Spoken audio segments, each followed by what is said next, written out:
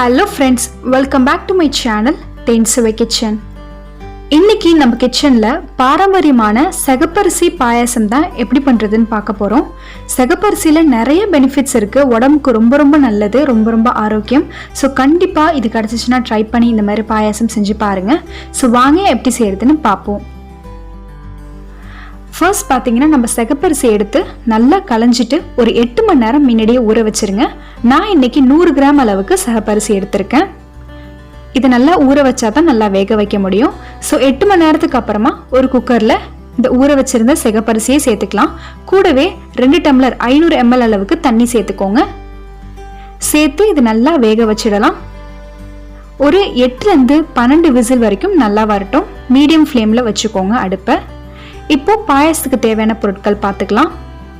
So அதுக்கு 1 cup அளவுக்கு தேங்காய் பால், 10 முந்திரி, 8 உலர் திராட்சை, 2 ஏலக்காய், 2 கிராம்பு, 4 டேபிள் ஸ்பூன் அளவுக்கு சர்க்கரை, இதெல்லாம் இதில் சேர்த்துக்கலாம்.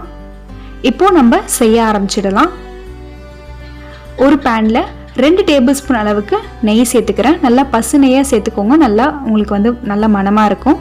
நெய் நல்லா சூடு வந்ததுக்கப்புறம் நம்ம வச்சுருந்த முந்திரி, உலர் திராட்சை, அதுக்கப்புறமா ஏலக்காய், கிராம்பு, இது எல்லாத்தையும் நல்லா சேர்த்து நல்லா பொன்னிறமாக வறுத்து எடுத்துக்கலாம். குழந்தைங்களுக்கு இந்த மாதிரி ஈவினிங் டைம் ஸ்நாக்ஸாக கூட நீங்கள் இந்த பாயாசத்தை செஞ்சு கொடுக்கலாம். இப்போ ஓரளவு நல்லா வறுத்து வந்ததுக்கப்புறம் அது கூட நம்ம வேக வச்சிருந்த சிகப்பரிசியை சேர்த்துக்கலாம். கொஞ்சம் ஆரம்பத்தில் கட்டியாக தான் இருக்கும். ஸோ நீங்கள் நல்லா இந்த நெய்யில் இதை நல்லா மிக்ஸ் பண்ணுங்கள். ஸோ ரொம்ப டேஸ்ட்டாக இருக்கும். இது கூட நம்ம வச்சிருந்த சுகரையும் சேர்த்துக்கலாம். சேர்த்து சுகர் நல்லா கரைஞ்சி வர்ற அளவுக்கு நல்லா மிக்ஸ் பண்ணி விடுங்க.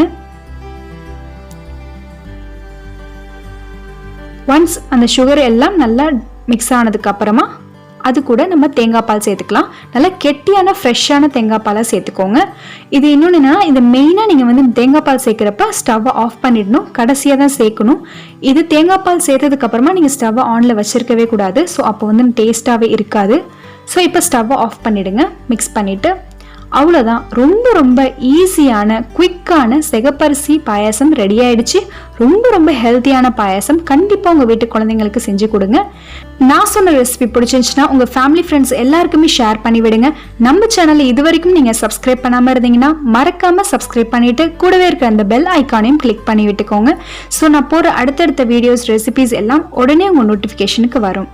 தேங்க்யூ ஸோ மச் ஃபார் வாட்சிங்.